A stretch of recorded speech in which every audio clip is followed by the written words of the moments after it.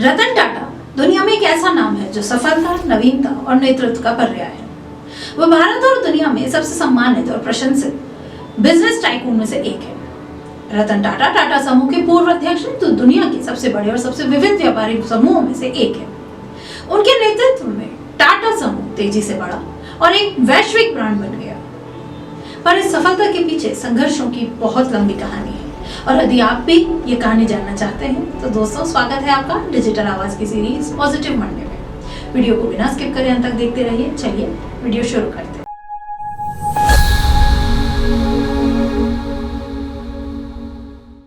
रतन टाटा का जन्म 28 दिसंबर 1937 को बॉम्बे, भारत में हुआ था। वह नवल टाटा के इकलौते बेटे थे, जिन्हें टाटा समूह के संस्थापक सर टाटा के परिवार में गोद लिया गया था। रतन टाटा जब सिर्फ 7 साल के थे तब उनके माता पिता अलग हो गए और उनका पालन पोषण उनकी दादी लेडी नवाज़बाई टाटा ने किया। रतन टाटा ने मुंबई के कैंपियन स्कूल में पढ़ाई की और बाद में कैथेड्रल और जॉन कॉनवेंट स्कूल गए। इसके बाद वे संयुक्त राज्य अमेरिका में कॉर्नेल विश्वविद्यालय में अध्ययन करने गए, जहां उन्होंने वास्तुकला और संरचनात्मक इंजीनियरिंग में डिग्री हासिल की। उन्होंने हार्वर्ड बिजनेस स्कूल में उन्नत प्रबंधन कार्यक्रम भी पूरे किए। अपनी शिक्षा पूरी करने के बाद रतन टाटा भारत लौट आए और 1962 में टाटा समूह के साथ अपना करियर शुरू किया। उन्होंने शुरुआत में टाटा स्टील में काम किया, जिसे तब Tata iron and steel company के नाम से जाना जाता। उन्हें दुकान के फर्श पर काम करने के लिए नियुक्त किया गया और उनका पहला काम चुना पत्थर शॉवल करना। 1971 में उन्हें नेशनल रेडियो एवं इलेक्ट्रॉनिक्स कंपनी लिमिटेड का प्रभारी निदेशक नियुक्त किया। नेल्को में रतन टाटा का कार्यकाल कंपनी के आधुनिकीकरण और नई तकनीकों को पेश करने के उनके प्रयासों से चिन्हित था। उन्होंने भारत की पहली सैटेलाइट टेलीविजन सर्विस में के विकास पर भी काम किया और उनके नेतृत्व में नेल्को इलेक्ट्रॉनिक उपकरणों का अग्रणी निर्माता बन गया।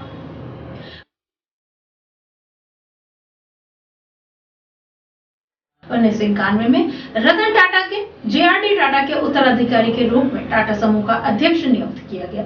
यह उनके करियर का एक बहुत महत्वपूर्ण मोड़ था और उन्होंने एक ऐसे समूह की बागडोर संभाली जो महत्वपूर्ण चुनौतियों का सामना कर रहा था। रतन टाटा की नेतृत्व शैली नवाचार पर उनके ध्यान और जोखिम लेने की उनकी इच्छा से चिन्हित थी। अध्यक्ष के रूप में रतन टाटा के पहले प्रमुख निर्णयों में से एक 2008 में ब्रिटिश वाहन निर्माता जैगुआर लैंड रोवर का अधिग्रहण करना था। यह एक बहुत जोखिम भरा कदम था, क्योंकि जेएलआर उस समय एक संघर्षरत कंपनी थी, लेकिन रतन टाटा का मानना था कि अधिग्रहण टाटा समूह को एक वैश्विक ब्रांड बनने में मदद करेगा, और उनका यह फैसला एक मास्टर स्ट्रोक साबित हुआ, क्योंकि इसके बाद से जेएलआर टाटा समूह के सबसे लाभदायक सहायक कंपनियों में से एक बन गई।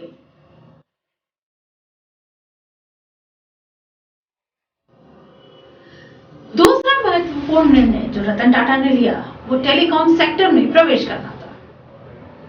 1996 में टाटा समूह ने टाटा टेली सर्विसेज की शुरुआत की, जो भारतीय दूरसंचार बाजार में एक अग्रणी कंपनी बन गई। रतन टाटा ने हॉस्पिटैलिटी, पावर और रिटेल जैसे नए क्षेत्रों में टाटा समूह के विस्तार का भी निरीक्षण किया। रतन टाटा कॉर्पोरेट सामाजिक उत्तरदायित्व के प्रति अपनी प्रतिबद्धता के लिए जाने जाते हैं।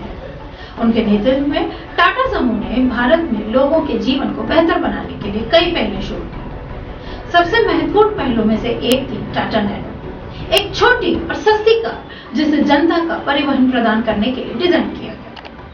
टाटा नैनो को 2009 में लॉन्च किया गया था और इसे ऑटोमोबाइल उद्योग में गेम चेंजर के रूप में सराहा गया था। हालांकि परियोजना को कई चुनौतियों का सामना करना पड़ा और इसने वह सफलता हासिल नहीं की जिसकी रतन टाटा ने कल्पना की। रतन टाटा द्वारा शुरू की गई एक और प्रमुख सीएसआर पहल टाटा ट्रस्ट है, जो परोपकारी संगठन है जो भारत में लोगों के जीवन को बेहतर बनाने के लिए काम करती है। टाटा ट्रस्ट शिक्षा, स्वास्थ्य, देखभाल और ग्रामीण विकास जैसे कई क्षेत्रों में शामिल है। रतन टाटा पर्यावरणीय स्थिरता के मुख्य हिमायती भी रहे हैं और टाटा समूह ने अपने कार्बन फुटप्रिंट को कम करने के लिए कई पहलें लागू की हैं। रतन टाटा 21 साल के सफल कार्यकाल के बाद 2012 में टाटा समूह के अध्यक्ष के रूप में सेवानिवृत्त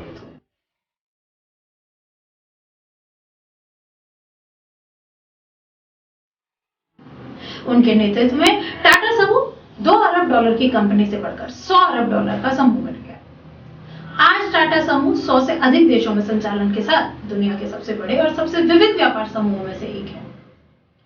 रतन टाटा की विरासत उनकी व्यावसायिक उपलब्धियों से कहीं आगे तक फैली हुई है।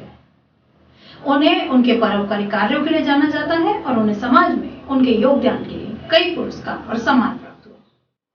2008 में उन्हें भारत में दूसरे सर्वोच्च नागरिक पुरस्कार पद्म विभूषण से सम्मानित किया गया था और 2014 में उन्हें यूके भारत संबंधों के लिए उनकी सेवाओं के लिए 9th Grand Cross of the Order of the British Empire से सम्मानित किया गया।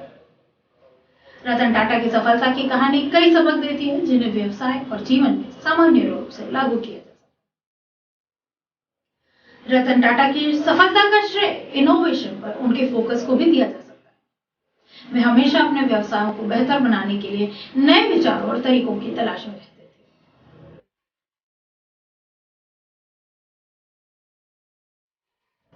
रतन टाटा कभी जोखिम लेने से नहीं डरते थे, लेकिन उन्होंने हमेशा सावधानी पूर्वक विचार करने के बाद ही ऐसा किया।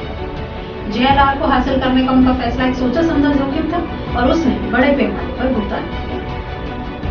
रतन टाटा हमेशा परिवर्तन के लिए खुले थे और नई परिस्थितियों के अनुकूल होने के लिए तैयार रहते थे। इससे उन्हें तेजी से बदलते कारोबारी माहौल में प्रासंगिक बने रहने में मदद मिली। रतन टाटा का मानना था कि जिस समुदाय में वे काम करते हैं वहां लोगों के जीवन को बेहतर बनाना व्यवसायों की जिम्मेदारी है। CSR के प्रति उनकी प्रतिबद्धता ने टाटा ब्रांड को बनाने और दुनिया भर के लोगों को सम्मान अर्जित करने में मदद की।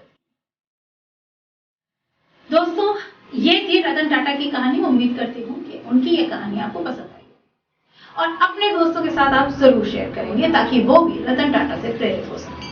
इसी तरह की वीडियो को देखने के लिए चैनल को सब्सक्राइब जरूर करें। डिजिटल आवाज खबर।